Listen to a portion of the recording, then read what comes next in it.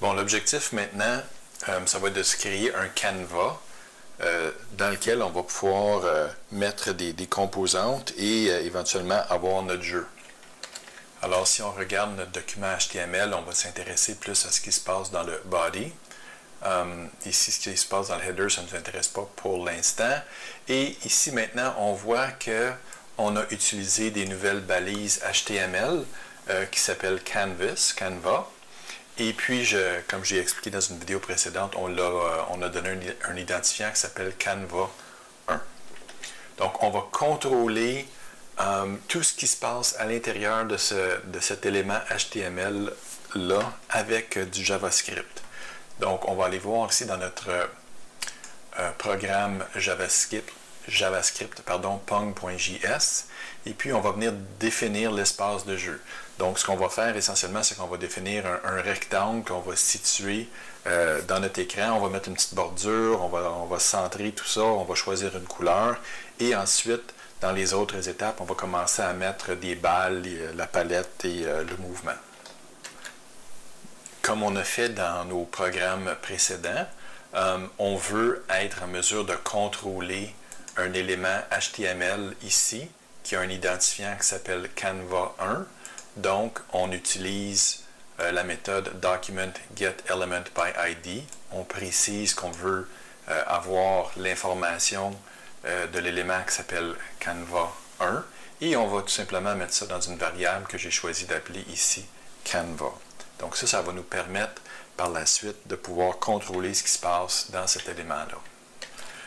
La prochaine chose qu'on va vouloir faire, ça va être de définir les dimensions de l'espace de jeu qu'on veut donner à notre programme. Okay?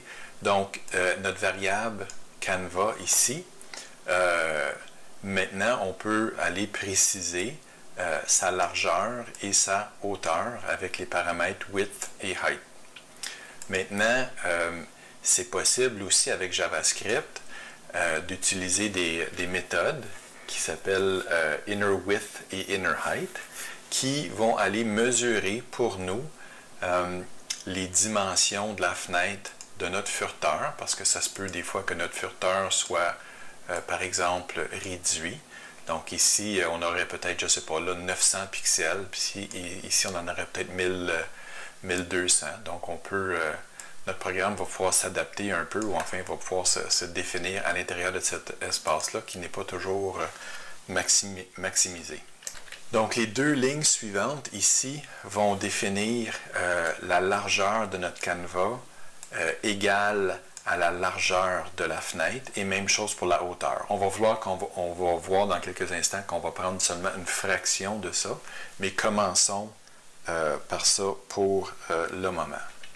Là, vous allez voir, c'est un petit peu insatisfaisant parce que quand on rafraîchit notre page, il ne se passe absolument rien. C'est parce qu'on a juste défini la largeur et la hauteur de notre canevas et on n'a rien dessiné dedans. Donc, c'est pour ça qu'on voit absolument rien. Donc, ce qu'on va faire, c'est qu'on va aller mettre une petite bordure autour de notre canevas.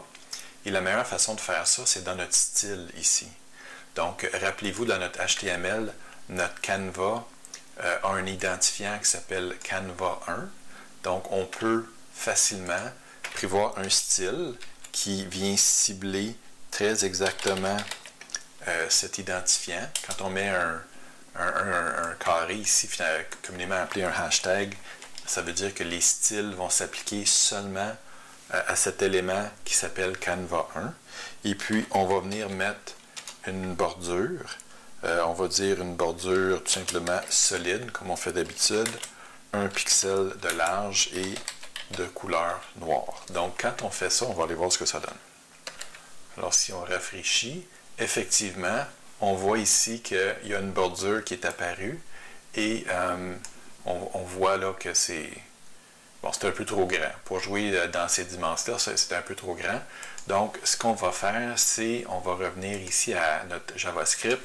Puis, moi, j'ai choisi de prendre juste la moitié de la largeur et 80% de la hauteur. Donc, je multiplie par 0.5 et 0.8. Vous êtes bon en mathématiques.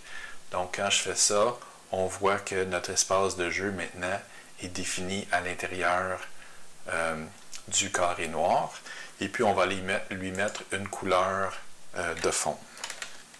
Donc, toujours dans notre style, OK, on va venir mettre une couleur de fond. OK, donc le paramètre, c'est Background Color.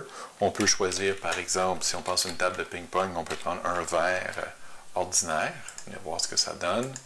Bon, pas très beau comme vert. Moi, je ne suis pas très bon en couleur. Mais je vais prendre quelques instants pour vous parler du système RGB des couleurs. Donc, au lieu de préciser une couleur précise ici, si vous vous rappelez de vos cours d'art, c'est possible de composer des couleurs avec des couleurs plus de base. Ici, on utilise la couleur rouge, vert, c'est RGB, pardon, la couleur rouge, vert et bleu. Puis on va voir c'est quoi le paramètre A à la fin. Donc, on peut par exemple, si on veut avoir une couleur rouge pure, bien, on peut entrer les paramètres suivants. Okay? Donc, ici, la valeur, la quantité de rouge qu'on décide d'utiliser va varier entre 0 et 256. Pourquoi 256? Parce que c'est 2 à la 8, puis tout ça, c'est contrôlé par 8 bits ou une byte d'information. Donc, si on dit qu'on veut juste du rouge, on veut aucun vert, aucun bleu, et on veut que ce soit complètement opaque, on met un paramètre 1 ici, et puis on voit que c'est entièrement rouge. Si on voulait que ce soit, par exemple, entièrement vert, on mettrait un 256 ici, et puis on voit que c'est entièrement vert. Et si on veut que ce soit entièrement bleu, on met le paramètre ici dans le troisième espace, et on va voir que c'est entièrement bleu. Maintenant, le dernier paramètre, je vous ai dit, c'était la transparence. Si on veut introduire un peu de transparence, mettons 40% de transparence, on voit que c'est un petit peu plus pâle. Et s'il y avait d'autres éléments en dessous, on verrait les autres éléments aussi parce que ce n'est pas parfaitement opaque. Bon, ce qui nous intéresse pour l'instant, c'est que l'opacité soit complètement à 1. Et puis, bon, vous pouvez aller sur des sites Internet qui vous permettent de choisir les couleurs RGB. Par exemple, ici sur notre site W3Schools, on peut venir choisir par exemple différentes couleurs. Donc si je cherche quelque chose qui ressemble un peu à une couleur de table de ping-pong, on peut se promener ici, puis tiens, on peut choisir cette valeur-là, et puis ça nous dit que la valeur RGB, en fait ici c'est traduit en français, mon truc, fait que c'est écrit RVB, donc ce serait 0120. Donc on va aller essayer ça. Donc on a dit 0, 102, 0 avec une pleine opacité. Puis on va aller voir ce que ça donne. Puis ouais, ça ressemble un peu à une table de ping-pong. Mais bon, vous pouvez vous amuser sans fin avec ce genre de couleurs. Bon, moi, je ne sais pas trop pourquoi, là, j'avais choisi une autre série de couleurs où c'est un mélange de rouge, de vert et de bleu qui donnait cette couleur-là. Donc, je vais revenir à cette couleur-là, mais vous pouvez choisir la couleur que vous voulez. OK, donc continuons à mettre un peu de style à ça. On voudrait, par exemple, que notre canevas soit centré. Donc, on va dire qu'on va traiter notre canevas comme étant un bloc et non pas comme juste un caractère. Et puis, on va le centrer dans notre page. Ce qu'on va faire, quand on veut que quelque chose soit centré, il y a plusieurs façons, mais on peut dire que la marge à gauche va devenir égale à la marge à droite d'une façon automatique. Donc, à ce moment-là, ce qui se passe, c'est que le système va calculer une marge à gauche de notre... il va s'organiser pour que la marge à gauche ici soit égale à la marge à droite. Donc, on voit qu'on a réussi à centrer notre canevas. Si on réduit, par exemple, la grandeur de notre fenêtre, on voit que ça change aussi. Okay? Bon, c'est un peu insatisfaisant que notre titre H1 soit pas centré. Donc, on va aller régler ça aussi. Ce qu'on va se dire, c'est qu'on va venir dire que notre titre, on va aller voir dans notre HTML, là, notre titre H1 se trouve à être dans le body et dans le header et aussi dans le H1. Donc, on n'a pas besoin de dire que c'est dans le body, c'est sûr que c'est le cas.